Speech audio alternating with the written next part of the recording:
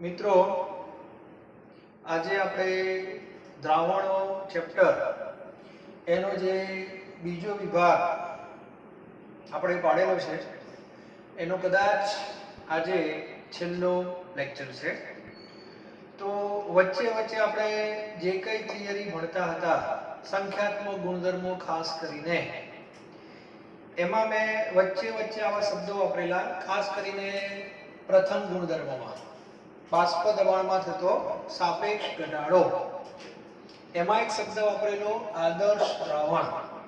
બરાબર? એનો સીધો અર્થ એવો થાય છે કે જે રીતે વાયુઓના બે પ્રકાર હતા 11મા ધોરણમાં, આદર્શ વાયુ, બિન આદર્શ, રિયલ ગેસ જેને કહેવાય વાસ્તવિક વાયુ, એવી જ રીતે દ્રાવણોની અંદર પણ બે ભાગ છે, આદર્શ અને બિન આદર્શ. નંબર 1. નંબર 2, દ્રાવણો ઘણા બધા પ્રકારના છે.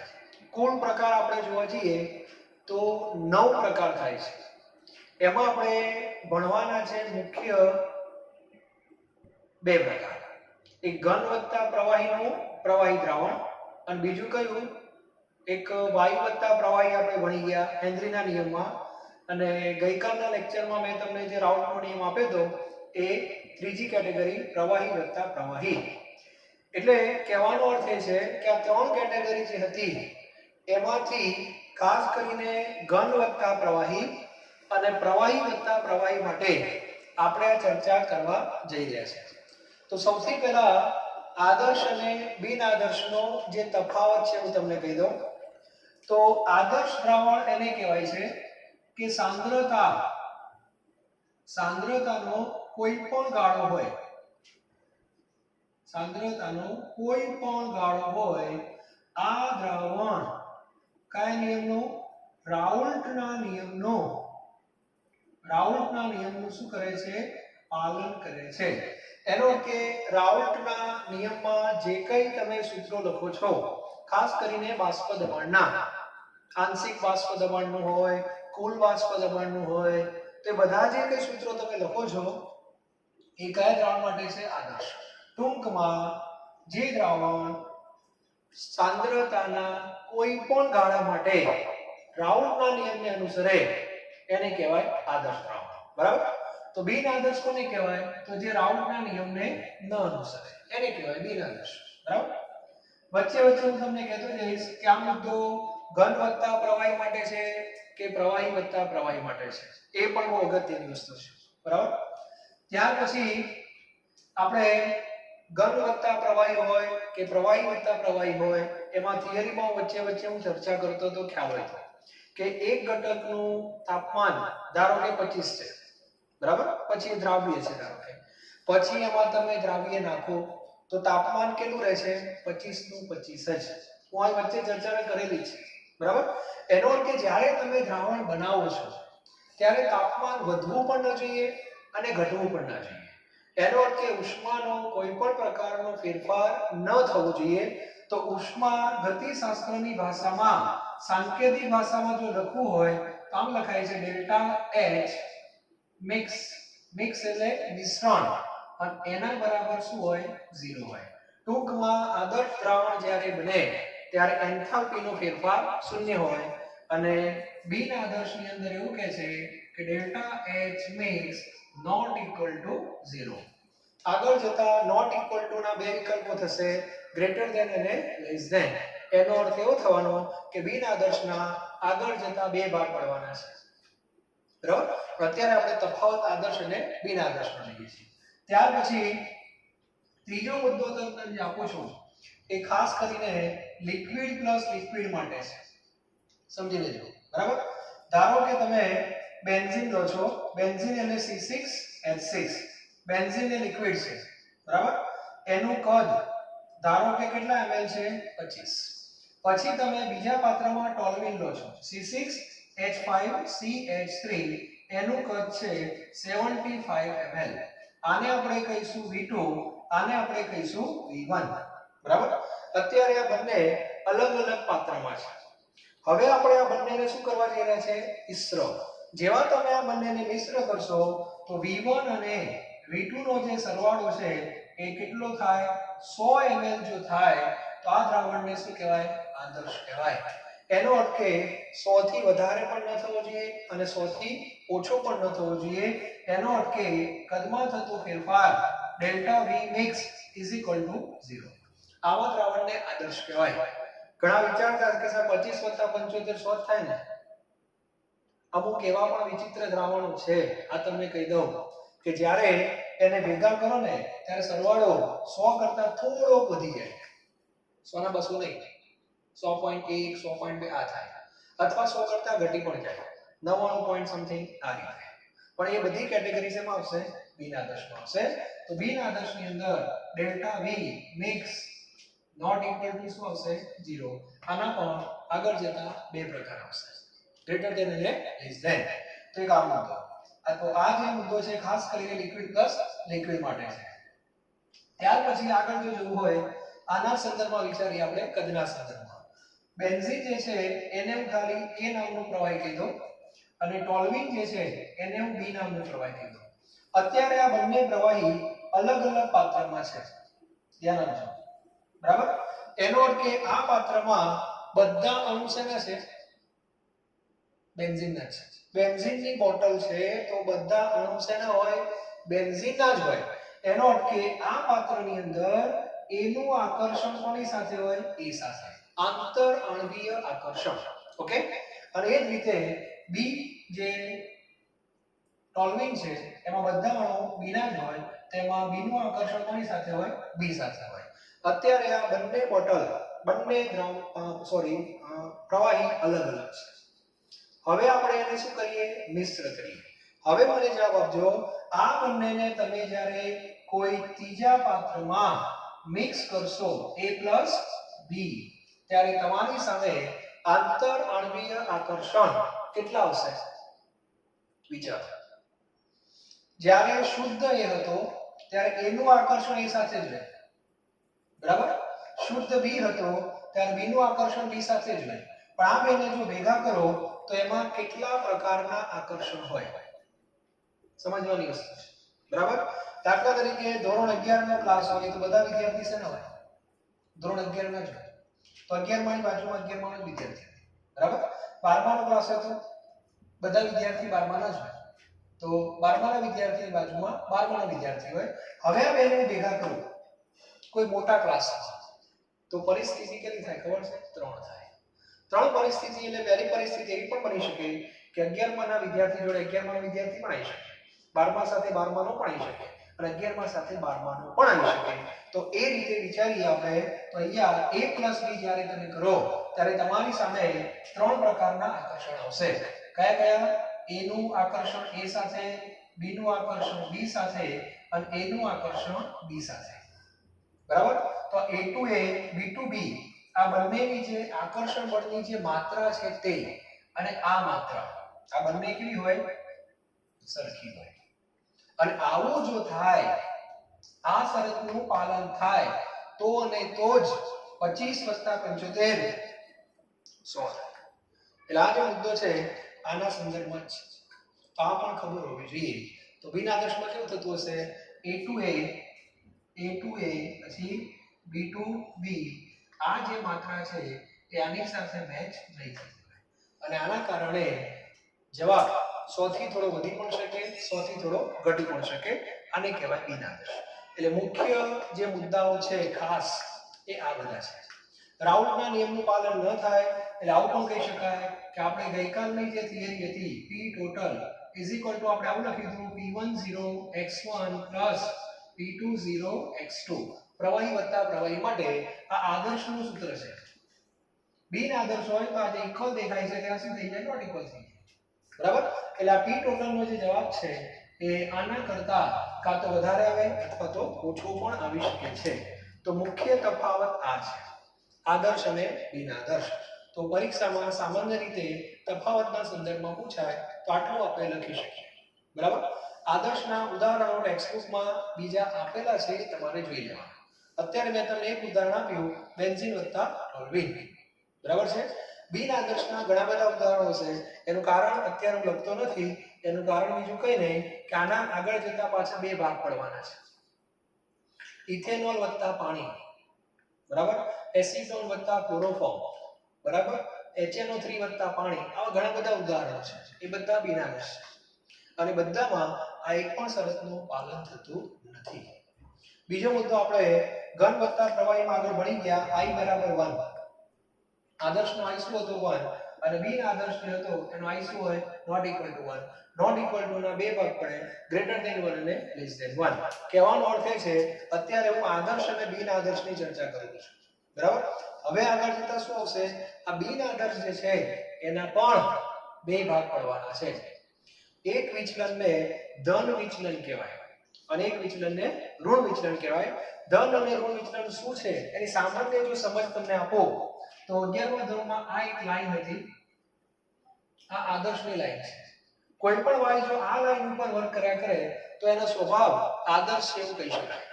પણ અમુક વાય એવા છે કે આ લાઈન થી ઉપર કામ કરતા હોય, અમુક વાય એવા હોય કે આ લાઈન થી નીચે કામ કરતા હોય, બરાબર. તો આ જે કેટેગરી બતાવે છે એ આદર્શ કરતા થોડું ઉપર છે, ઉપર એટલે પ્લસ. તો એ વિચલનને ધન વિચલન કહેવામાં આવે છે. અને આવું જો કંઈક તમને જોવા મળે તો એને કયું વિચલન કહેવાય? ઋણ વિચલન કહેવાય. ટૂંકમાં એક આધાર જે છે એનાથી તમે ઉપર બતાવો અથવા નીચે બતાવો તો એને કહેવાય વિચલન. તો આ એક વસ્તુ ધ્યાન રાખવાની છે, બરાબર. તો એવી જ રીતે આપણે આગળ હવે આના બે ભાગ પાડશું, ધન અને ઋણ. ક્લિયર? તો હવે આપણે એ દિશામાં આગળ વધી રહ્યા છીએ.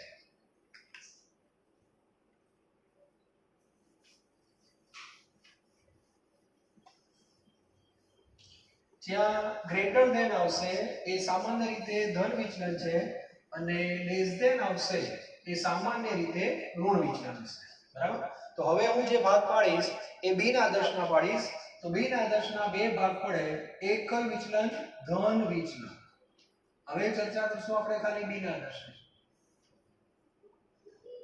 હવે જે આપણે બધી ચર્ચા થવાની એ બિન આદર્શની ચર્ચા થવાની, બરાબર. તો આ ધન વિચલન અને આ બાજુ શું આવશે? ઋણ વિચલન. ચલો પહેલો મુદ્દો આપણો કયો હતો? રાઉટના નિયમનો. તો રાઉટના નિયમમાં ધન વિચલનમાં શું થશે? p total greater than p10 x1 p20 x2. અને આ બાજુ અહીંયા ગ્રેટર ધેન છે એટલે આ બાજુ શું આવશે? અહીંયા લેસ ધેન આવશે. એ જ રીતે delta h mix not equal to 0, greater than 0 હોય તો ધન વિચલન, લેસ ધેન 0 હોય તો ઋણ વિચલન. Delta v mix greater than 0 હોય તો ધન વિચલન, લેસ ધેન 0 હોય તો ઋણ વિચલન, બરાબર. ત્યાર પછી a2a અને b2b અને આ બાજુ શું હતું? a2b. આ બે આકર્ષણની માત્રા આના કરતા જો વધી જાય તો આને કહેવાય ધન વિચલન. આનો સીધો અર્થ એવો થાય કે તમે દ્રાવણો ભલે, ધ્યાન આપજો, તમે દ્રાવણ બનાવી દીધું, બે ઘટકોને શું કરી દીધા? ભેગા કરી દીધા, છતાં પણ આ આકર્ષણની જે માત્રા છે એ આના કરતા કેવી છે? વધારે છે. એનો સીધો અર્થ એવો થાય કે આપણે વિચારતા હતા બાષ્પ દબાણમાં કે ભાઈ એની બાષ્પમાં બહાર જતી હોય તો બી એને પકડી રાખે, એટલે એની બાષ્પમાં રૂપાંતર પામતા અણુઓની સંખ્યા ઘટી જાય. પછી બીની બાષ્પ ઉપર જતી હોય તો એ પકડી રાખે, બરાબર. પણ આનો પ્રભાવ વધારે ક્યારે હોય? આ આકર્ષણ બળ પાવરફુલ હોય તો. પણ અત્યારે ધન વિચલનમાં કેવું હોય કે આનો પ્રભાવ વધારે છે, એટલે એને એની બી ઉપર પકડ અને બીની એ ઉપર પકડ ઓછી છે. સમજવા की વસ્તુ? એનો કારણે એ જ્યારે આમ ઉપર જતો હોય ત્યારે બીનો પ્રભાવ ઓછો છે. એનો અર્થ કે એની બાષ્પ અને બીની બાષ્પ બંનેની બાષ્પ સરળતાથી ક્યાં જવાની? ઉપર જવાની. અને એની સીધી અસર ક્યાં થવાની? બાષ્પ દબાણ ઉપર. એટલે બાષ્પ દબાણ શું થવાનું? વધશે, બરાબર. બાષ્પ દબાણ વધશે એટલા માટે જ કહું છું ગ્રેટર ધેન, બરાબર. અને આની અંદર ઊંધું છે, આમાં આમ થશે. આનો અર્થ શું થયો?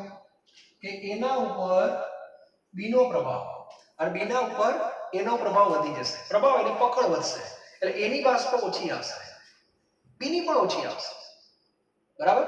એના કારણે બંનેની બાષ્પ ઓછી આવશે. બંનેની બાષ્પ ઓછી આવે એટલે બાષ્પ દબાણ કેવું થઈ જાય? નીચું થઈ જાય, બરાબર. તો આ રીતે આપણે સમજી શકીએ છીએ. તો આ રીતે આખી ચર્ચા છે બિન આદર્શ. ત્યાર પછી આને આલેખના સંદર્ભમાં પણ આપણે સમજી શકીએ છીએ. તો એક સામાન્ય આલેખ છે ગઈકાલે આપણે જે આલેખ દોર્યો તો પ્રવાહી વત્તા પ્રવાહીનો એ કયા દ્રાવણ માટે હતો? આદર્શ. એની અંદર તમને ખ્યાલ હશે y અક્ષ ઉપર આપણે શું લીધું હતું? બાષ્પ દબાણ. અહીંયા શું લીધું હતું? મોલસ. અહીંયા આપણે લીધું હતું x1 1 x2 0. આ હતું p1 0 એટલે શુદ્ધ એકનું બાષ્પ દબાણ. એમાં બીજો ઘટક ઉમેરાય તો બાષ્પ દબાણ શું થતું હતું? ઘટતું હતું. આવી ચર્ચા થઈ ગઈ. પછી આ બિંદુ વધી ગયો તો p2 0, પછી એ પણ ઘટે. પછી આ બેને ભેગા કરો તો શું કહેવાય? p total. તો ગઈકાલે તમે જે આલેખ દોર્યો હતો એ આદર્શનો હતો. અહીંયા પણ બતાવી દો આ રીતે 1 2 અને આ 3. તો ગઈકાલે તમે જે આલેખ દોર્યો હતો એ આદર્શનો હતો. ધ્યાન આપજો હવે. બરાબર? અને આ p ટોટલ ની લાઈન આ રહી. આ દેખાય તમને. હવે બિન આદર્શની અંદર બે ભાગ છે, ધન અને ઋણ. તો આ જે કેટેગરી છે ધ્યાનથી જોવા, કયું વિચલન છે? ધન વિચલન. અને ધન વિચલનમાં હમણાં જ મેં કીધું બાષ્પ દબાણ વધે છે. જો એનો અર્થ એવો થયો કે આ બધા જે સૂત્રો હતા, સૌથી પહેલા આ લાઈન p ટોટલ, તો બિન આદર્શમાં આ આદર્શની લાઈન છે. બરાબર? તો ધન વિચલનમાં આ લાઈન થોડી ક્યાં જતી રહે? ઉપર. આ લાઈન પણ ક્યાં જતી રહે? થોડી ઉપર. આ લાઈન પણ ક્યાં જતી રહે? થોડી ઉપર. ટૂંકમાં આદર્શની જે લાઈન હતી એના કરતા બધું થોડું થોડું શું આવે? ઉપર આવે. ખ્યાલ આવી ગયો? અને આની અંદર બધું ક્યાં આવે? નીચે આવે. એટલે વક્ર જેવો બતાવી દો. એટલે આ એક સામાન્ય સમજ બિન આદર્શની છે. તો ગઈકાલે જે રાઉલ્ટનો નિયમ આપણે ભણ્યા હતા, બાષ્પશીલ દ્રવ્ય અને બાષ્પશીલ દ્રાવક માટે, એ આખી થિયરી આદર્શની હતી. પણ થોડીક ચર્ચા બિન આદર્શની પણ જરૂરી છે. પણ બિન આદર્શમાં પાછા બે ભાગ પડે છે, ધન અને ઋણ. તો પરીક્ષામાં જ્યારે એમસીક્યુ પૂછાય ત્યારે બહુ ખાસ ધ્યાન રાખજો. બરાબર? જેમાં ધન વિચલન થતું હોય એમાં કુલ બાષ્પ દબાણ વધી જાય છે. વધી શું કામ જાય છે? એનું કારણ આ જે આંતરક્રિયા છે એ આના સાપેક્ષમાં નબળી પડે છે. બરાબર? અને આમાં ઘટી જાય છે. અને બાષ્પ દબાણને અસર થાય ને એટલે એક બીજી રાશિ એની સાથે સંકળાયેલી છે, ખાસ કરીને ઉત્કલન બિંદુ, તેને પણ અસર થાય. બરાબર? હવે ટેક્સ્ટબુક ની અંદર આના ઉદાહરણ પણ આપેલા હશે, આના પણ આપેલા હશે. આનું એક ઉદાહરણ તમને કહું તો આની અંદર ઉદાહરણ આવશે તમારે ઇથેનોલ વત્તા પાણી, એ તમે લખશો. બરાબર? અને આની અંદર ઉદાહરણ આવશે HNO3 વત્તા પાણી આપેલું છે. એ સિવાય પણ બીજા ઘણા બધા ઉદાહરણ આપેલા છે. મેં તમને જે મટીરીયલ આપ્યું છે વાંચવા માટે, એમાં પણ ઘણા બધા ઉદાહરણ છે. બરાબર? શક્ય હોય તો ટેક્સ્ટબુકમાં જેટલા છે એટલા તો તમને આવડવા જોઈએ. ક્લિયર? તો આ એક વસ્તુ આપણી પરફેક્ટ હોવી જોઈએ. આદર્શ અને બિન આદર્શ બહુ સામાન્ય ટોપિક છે. હવે આની અંદર એક નવો સરસ મજાનો શબ્દ આવે છે, એઝિયોટ્રોપ. બરાબર? એઝિયોટ્રોપિક મિશ્રણ એવું છે. એટલે એઝિયોટ્રોપ શબ્દ છે એ કોઈ સિંગલ પ્રણાલી માટે નથી, એક અંગી પ્રણાલી માટે નથી, એ દ્વિઅંગી પ્રણાલી માટે છે. બરાબર? અને એ બિન આદર્શના સંદર્ભમાં છે. તો અહીંયા તમે જોઈ શકો છો બાષ્પ દબાણ અને ઉત્કલન બિંદુ વચ્ચે કેવો સંબંધ હોય? બાષ્પ દબાણ અને ઉત્કલન બિંદુ વચ્ચે કેવો સંબંધ? વ્યસ્ત પ્રમાણમાં. મેં તમને પહેલા દિવસે વાત કરી હતી, પહેલો ગુણધર્મ ભણાવ્યો ત્યારે, કે આ ટોપ લાઈન તો બધા માટે કેવી હોય? સરખી જ હોય, 180 બરાબર? પણ બોટમ લાઈન જે છે બધાની અલગ અલગ હોય. કોઈકની બોટમ લાઈન અહીંયા હોય, કોઈકની બોટમ લાઈન અહીંયા છે.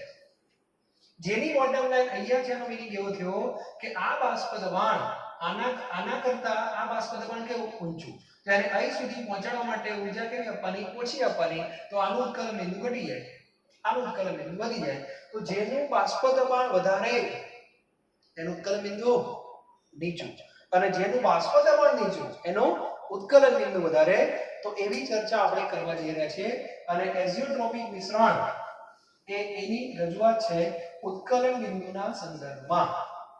તો સૌથી પહેલા એઝિયોટ્રોપિક મિશ્રણ કોને કહેવાય એ વસ્તુ આપણે સમજીએ. એઝિયોટ્રોપિક મિશ્રણ કોને કહેવાય? ખાલી એઝિયોટ્રોપિક નહીં બોલવાનું. ખાલી એઝિયોટ્રોપ બોલશો તો ખબર નહીં પડે કે આ શું છે. પણ બોલવાનું શું? એઝિયોટ્રોપિક મિશ્રણ, આવું બોલવાનું. બરાબર? હવે દાખલા તરીકે આપણી પાસે બે લિક્વિડ છે, A અને B. અને આ બંનેને આપણે શું કરી દીધા? ભેગા કરી દીધા. બરાબર?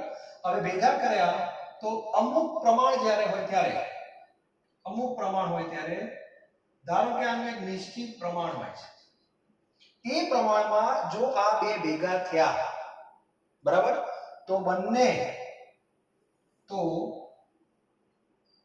નિશ્ચિત પ્રમાણમાં મિશ્ર કરવામાં આવે, બરાબર, તો બંને એક જ તાપમાને ઉકળે છે. આમ જોવા જઈએ તો કેમિસ્ટ્રીનો નિયમ એવો છે, દરેક પ્રવાહીના ઉત્કલન બિંદુ શું હોય? અલગ અલગ હોય, બરાબર. દાખલા તરીકે તમને બધાને ખબર છે કે ઇથેનોલ, બરાબર, એનું ઉત્કલન બિંદુ 80 છે અને પાણીનું ઉત્કલન બિંદુ કેટલું છે? 100, બરાબર. હવે અત્યારે ધારો કે આ બે ભેગા છે, સમજી લો અત્યારે ઇથેનોલ અને પાણી બંને ભેગા છે, અત્યારે તાપમાન કેટલું છે? 25. અત્યારે એનું જે પ્રમાણ છે એ સમજી લો કે 50-50 છે, 50% ઇથેનોલ છે, 50% પાણી છે. હવે મારે આ બેને અલગ પાડવા છે, મારે આ બેને શું કરવા છે? અલગ પાડવા છે. તો હું આને શું કરીશ? ગરમ કરીશ. એટલે દ્રાવણનું તાપમાન 25 થી શું થાય? 26, 27, 28 એમ કરતા કરતા 80 થાય એટલે શું થાય? 80 થાય એટલે ઇથેનોલની બાષ્પ બહાર આવે કે ના આવે? માત્ર ઇથેનોલની આવે, પાણીની ના આવે. કારણ પાણી તો ક્યારે બહાર આવે? સ્વચ્છ આવે. તો આ બંનેને આપણે અલગ પાડીએ કે ના પાડીએ? પાડી શકાય. આ ઘટનાને કેમિસ્ટ્રીની ભાષામાં શું કહેવામાં આવે છે? નિસ્યંદન, વિભાગીય નિસ્યંદન, ફ્રેક્શનલ ડિસ્ટિલેશન, બરાબર. તો નિસ્યંદનનો હેતુ મુખ્ય આ છે કે બે પ્રવાહીને શું કરી શકાય? અલગ પાડી શકાય. એનું કારણ એક જ છે કે કેમિસ્ટ્રીનો નિયમ છે કે બંનેના ઉત્કલન બિંદુ અલગ અલગ હોય છે, બરાબર. હવે ધ્યાન આપજો, જો આ બે ઘટકો અત્યારે આઇસોટ્રોપિક મિશ્રણ નથી, બરાબર, બંને અલગ અલગ તાપમાને બહાર આવે છે, એટલે આપણે બેને અલગ પાડી શકીએ છીએ. પણ જો આ બંને કયું મિશ્રણ બનાવે? આઇસોટ્રોપિક. જો એમને આઇસોટ્રોપિક મિશ્રણ બનાવી દીધું, બરાબર, તો બંને એક જ તાપમાને પડે છે, એટલે બંને એક જ તાપમાને બહાર આવે. અને બંને એક જ તાપમાને જો બહાર આવે તો બંનેને તમે અલગ પાડી શકતા નથી. કઈ પદ્ધતિથી? વિભાગીય નિસ્યંદન. તો પાછો પ્રશ્ન આવશે કે સાહેબ બંને એક જ તાપમાને બહાર આવે તો એ કયા તાપમાને બહાર આવશે? આ એક પ્રશ્ન આવશે, બરાબર. તો ધારો કે અત્યારે હું વાત કરું, ધ્યાન આપજો, હવે A plus B, બરાબર. હવે ઉદાહરણ લઈ લઉં છું અત્યારે હું ઇથેનોલ, અને બીજું કઈ? B એટલે પાણી. ઇથેનોલનો ઉત્કલન બિંદુ આદર્શ રીતે કેટલું છે? 80, અને આનું કેટલું છે? આપણને બધાને ખબર છે 100. હવે આપણી પાસે ઇથેનોલ કેટલા ટકા? 95% છે અને પાણી 5% છે. સમજી લો 50-50 નથી, 95 અને 5% છે. અને આવી સ્થિતિમાં આ મિશ્રણ શું બની જાય છે? એક્ઝિયોટ્રોપિક મિશ્રણ બની જાય છે. એનો અર્થ કે આ બંનેને જો તમે ગરમ કરો તો બંને એક જ તાપમાને બહાર આવે છે. કયા તાપમાને? બરાબર. તો સમજી લો આ 80 એ કઈ તાપમાન? નીચું, અને 100. તો આ બંને અત્યારે જે તમને દેખાય છે આ બંને કયા તાપમાને બહાર આવે છે? તો 80 કરતા નીચા તાપમાને. દાખલા તરીકે 75, આ એક ઉદાહરણ છે ખાલી, 75 એ બહાર આવે છે. તો આ જે ઘટના થઈ, જે ઉત્કલન બિંદુ 75 છે, 75 ઇથેનોલે બહાર આવે અને 75 પાણી બહાર આવે, બંને ભેગા બહાર આવે, બરાબર. તો આ જે આખું મિશ્રણ છે આને લઘુત્તમ ઉત્કલન એક્ઝિયોટ્રોપિક મિશ્રણ કહે છે. લઘુત્તમ ઉત્કલન એક્ઝિયોટ્રોપિક મિશ્રણ કહેવાય. અને આ બિનાદર્શ દ્રાવણ જ છે, બરાબર, પણ એ કઈ વિચલન બતાવે? ધન વિચલન બતાવે. ધન વિચલન કેમ બતાવતું છે? શબ્દ સાંભળો, લઘુત્તમ ઉત્કલન એટલે ઉત્કલન બિંદુ કેવું થઈ ગયું? નીચું. ઉત્કલન બિંદુ નીચું થઈ ગયું કે બાષ્પ દબાણ ઊંચું જ થયું હોય, અને બાષ્પ દબાણ ઊંચું કોનું હોય? ખ્યાલ રાખજો, બાષ્પ દબાણ ઊંચું એટલે ઉત્કલન શું હોય? નીચું જ હોય. એટલે ધન વિચલન એટલે બાષ્પ દબાણ ઊંચું. હમણાં આપણે આલેખ જોયો તો, આલેખમાં વક્ર આવે તો ઉપર, તો આમ વક્ર ઉપર આવે એટલે ખ્યાલ આવી જાય કે બાષ્પ દબાણ કેવું થયું? ઊંચું. બાષ્પ દબાણ ઊંચું એટલે ઉત્કલન બિંદુ નીચું. અને આનો બધો સંબંધ કયા વિચલન સાથે છે? ધન વિચલન, બરાબર. એટલે આજે 3 શબ્દો મગજમાં ફિટ કરી દેવાના, બરાબર. ધન વિચલન, બાષ્પ દબાણ ઊંચું, ઉત્કલન બિંદુ નીચું, બરાબર. આને કહેવાય લઘુત્તમ ઉત્કલન એઝિયોટ્રોપિક મિશ્રણ, બરાબર. એનો અર્થ કે એઝિયોટ્રોપિક મિશ્રણના પણ બે ભાગ છે. પહેલા તો એઝિયોટ્રોપિક કોને કહેવાય સમજવા, જનરલ સમજ કે અમુક પ્રમાણ જો સેટ થાય બે પ્રવાહીનો, જેમ કે અહીંયા સેટ થયું ઇથેનોલ અને પાણી 95 અને 5, આ પ્રમાણ જો સેટ થાય તો બંને એક જ તાપમાને ઉકળે. હવે એક તાપમાનની બે શક્યતાઓ છે, બરાબર. તો અત્યારે મેં જે ઉદાહરણ લીધું એમાં આ બેમાંથી નીચું તાપમાન કયું છે? 80. તો આ મિશ્રણનું હવે ઉત્કલન બિંદુ શું થવાનું? 80 કરતાં પણ નીચું જવાનું. આને લઘુત્તમ ઉત્કલન એઝિયોટ્રોપિક કહેવાય, બરાબર. બીજું કોઈ ઉદાહરણ લઈએ આપણે સી અને ડી, ધ્યાન આપજો. ધારો કે સી નું ઉત્કલન બિંદુ આદર્શ રીતે જોઈએ તો ધારો કે 90 છે, બરાબર. અને આનું ધારો કે 110 છે. હવે આનું પણ કોઈ પ્રમાણ સેટ થયું, ધારો કે આનું પ્રમાણ છે 68%, આનું પ્રમાણ છે ધારો કે 32%.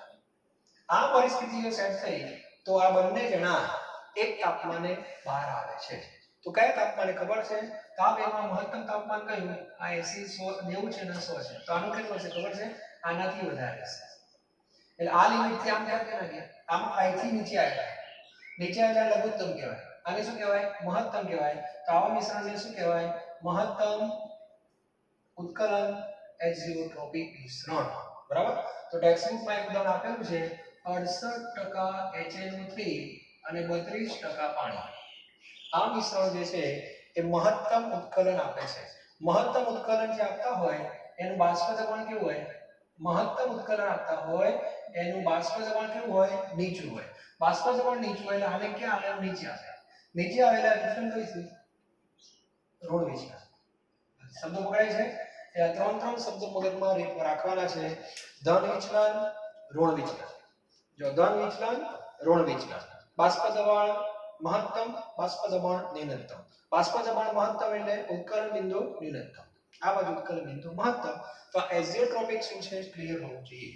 ટૂંકમાં એઝિયોટ્રોપિક મિશ્રણ એટલે એવું મિશ્રણ કે બંને ઘટકો કોઈ એક જ તાપમાને બહાર આવે. તો એક જ તાપમાને બહાર આવે એના બે વિકલ્પો થાય. કાં તો જે લોઅર સાઈડ છે એનાથી નીચું જાય, અથવા બીજો વિકલ્પ હાયર છે એનાથી ઉપર જાય. આમ જાય તો લઘુત્તમ, આમ જાય તો મહત્તમ. કહેવાય બંનેને એઝિયોટ્રોપિક જ. ક્લિયર?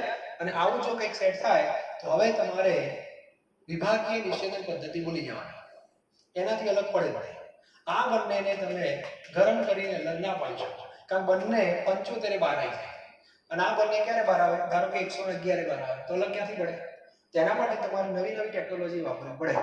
મેમ્બ્રેન ટેકનોલોજી એક ઉદાહરણ છે, બરાબર. તો આદર્શ અને બિન આદર્શ શું કહેવાય એ ક્લિયર હોવું જોઈએ. તો આજની આ ચર્ચા આપણે અહીંયા પૂરી થાય છે.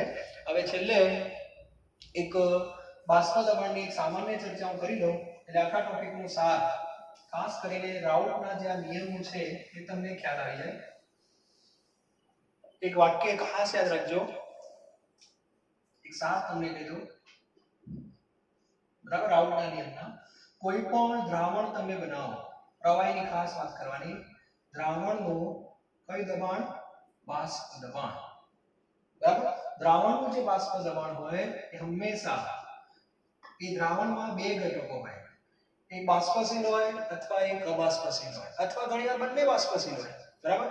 તો બાષ્પશીલ ઘટકના મોલ અંશના શું હોય? સમપ્રમાણમાં. આ એક વસ્તુ મગજમાં ફિટ કરી દેવાની, બરાબર. દ્રાવણ બન્યા પછી કોની બાષ્પ બહાર આવશે? બરાબર. તો કયા ઘટકની આવે? બાષ્પશીલ. અને બાષ્પશીલ ઘટકનું પ્રમાણ જેટલું વધારે હશે એટલે એની બાષ્પ વધારે બહાર આવશે. બાષ્પ જેટલી વધારે બહાર આવે, મેનોમીટર રીડિંગ શું આપે? વધારે આવે, બરાબર. હવે આપણે સૌથી પહેલા વાત કરીએ કયા દ્રાવણની? ઘન વત્તા પ્રવાહી, બરાબર. એમાં ઘન છે દ્રાવ્ય અને પ્રવાહી છે દ્રાવક, બરાબર. દ્રાવણ કયું બનવાનું કહો? પ્રવાહી બનવાનું. તો આ દ્રાવણનું જે બાષ્પ દબાણ હોય પી દ્રાવણ, એટલે આ દ્રાવણનું બાષ્પ દબાણ ચલે છે કોના મોલ અંશ આવે કહો? આ બેમાં વધુ બાષ્પશીલ કોણ? ઘન કે પ્રવાહી? પ્રવાહી. તો પ્રવાહી એટલે કોણ? દ્રાવક. તો અહીંયા મોલ અંશ કોના લેવાના? દ્રાવક. બરાબર. ત્યાર પછી આપણે બીજું ભણીએ છીએ પ્રવાહી વત્તા પ્રવાહી. હવે પ્રવાહીમાં તો બંને બાષ્પશીલ થઈ ગયા. દ્રાવણ તો કઈ બનવાનું? પ્રવાહી બનવાનું. તો તમને ખબર જ છે કે ગઈકાલે આપણું જે સૂત્ર હતું P ટોટલ, એ P ટોટલમાં તમે જોયું હશે જમણી બાજુ બે પદ હતા. બરાબર. બંને પદ આવી ગયા હતા. P10 x1 પણ હતા અને P20 x2 પણ હતા. એટલે આ મોલ્સ કોના? દ્રવ્યના અને આ કોના? દ્રાવકના. એટલે આ કેટેગરીમાં બાષ્પ દ્રવણ કોને આભારી? બંનેને આભારી. દ્રવ્ય અને દ્રાવક બંને. બરાબર. એટલે આની અંદર બંને ઘટકો આવે. આમાં એક જ આવે. કોણ? દ્રાવકો. ત્રીજી જે કેટેગરી છે એની થિયરી આપણે ભણતા નથી. વાયુ વત્તા પ્રવાહી. દ્રાવણ કયું બને? પ્રવાહી બને. ધારો કે વાયુ જે છે એ દ્રાવ્ય છે અને પ્રવાહી છે એ દ્રાવક. બરાબર. તો મને જવાબ આપો, અહીંયા જે બાષ્પ દબાણ હશે તો આ બેમાં વધુ બાષ્પશીલ કોણ? સાપેક્ષમાં. આની સાપેક્ષમાં આ શું કહેવાય? વધુ બાષ્પશીલ કહેવાય. તો અહીંયા તમારે મોલ્સ કોના લેવાના હોય? વાયુના. વાયુ એટલે કોના? દ્રાવ્યના. હવે ખાલી મગજમાં ફિટ કરી દો, આ ત્રણે ત્રણ કયા દ્રાવણો છે? ત્રણે ત્રણ જો પ્રવાહી છે. બરાબર. પહેલું ઘન વત્તા પ્રવાહી, બીજું પ્રવાહી વત્તા પ્રવાહી, ત્રીજું વાયુ વત્તા પ્રવાહી. પહેલાનું બાષ્પ દબાણ પ્રવાહીને આભારી. આવું યાદ રાખો. પહેલાનું બાષ્પ દબાણ પ્રવાહીને આભારી. છેલ્લાનું બાષ્પ દબાણ વાયુને આભારી અને વચ્ચેવાળું બાષ્પ દબાણ બંનેને આભારી. તો આટલો સાર છે આ ટોપિકનો. અને એમાં આ જે છેલ્લી કેટેગરી જે છે વાયુ વત્તા પ્રવાહી, એનું સૂત્ર જો બનાવવું હોય તો આમ કરી શકીએ. P દ્રાવણ ચલે છે કાઢી નાખો એટલે બરાબર. અહીંયા અચળ કયો આવે? P0 આવે. P0 x વાયુ. આવું લખી શકીએ. તો આ સૂત્ર કોને આપ્યું? રાઉલ્ટે આપ્યું. હવે વાયુ વત્તા પ્રવાહી માટે તો બીજો નિયમ પડે છે. કયો નિયમ? હેનરીનો નિયમ. હેનરીએ સૂત્ર હવે આવું આપ્યું હતું. P બરાબર kh * x. હવે આ બંને સૂત્રોને ધ્યાનથી જુઓ. ત્રીજી કેટેગરી બંને આંખોથી જુઓ. બરાબર. તો બંનેની અંદર એક જ પદ અલગ પડે છે. કયું? અચળ પદ P0 અને kh. આને શુદ્ધ વાયુનું બાષ્પ દબાણ કહેવાય. આને હેનરીનો શું કહેવાય? અચળાંક. એટલે આ બંને સૂત્રો વાયુ વત્તા પ્રવાહી માટે છે. તો બંનેમાં મગજમાં એક વસ્તુ ક્લિયર રાખવાની કે આ સૂત્ર જે છે વાયુ વત્તા પ્રવાહીથી બનતા પ્રવાહી દ્રાવણનું બાષ્પ દબાણ દર્શાવે છે એમ બોલાય. રાઉલ્ટનો નિયમ આવે ને એટલે બાષ્પ દબાણ બોલો. અને આ સૂત્ર શું બતાવે છે? વાયુની પ્રવાહી દ્રાવકમાં દ્રાવ્યતાને અનુસરે છે. આ સૂત્ર દ્રાવ્યતાના સંદર્ભમાં બોલાય. આ સૂત્ર બાષ્પ દબાણના સંદર્ભમાં બોલાય. તો આ વાયુ વત્તા પ્રવાહીનો જે કેસ છે એમાં આપણે આવી થોડી ચર્ચા કરી શકીએ. એટલે રાઉલ્ટનો નિયમ જે છે એને હેનરીનો એક સ્પેશિયલ કેસ કહેવામાં આવે છે. બરાબર. તો અહીંયા આપણે ચેપ્ટર નો બીજો વિભાગ અહીંયા આપણે પૂર્ણ કરીએ છીએ. ત્રીજો આપણો ઓલરેડી પૂરો થઈ ગયેલો છે. બરાબર છે. હવે આવતીકાલે આપણે આ બીજા વિભાગના જે કંઈ દાખલાઓ છે, ખાસ કરીને હેનરીનો નિયમ અને રાઉલ્ટનો નિયમ, આ બેના દાખલા આપણે થોડા જોઈશું. થોડાક એના એક બે MCQ પણ ચર્ચા કરીશ. એટલે આવતીકાલે આપણે પાર્ટ 2 કમ્પ્લીટ શું કરી દઈશું? પૂરો કરી દઈશું. બરાબર. અને પાર્ટ 1 જે છે અને જે કંઈ સૂચનાઓ છે હું તમને આગળ આપીશ આવતીકાલે. Thank you very very much.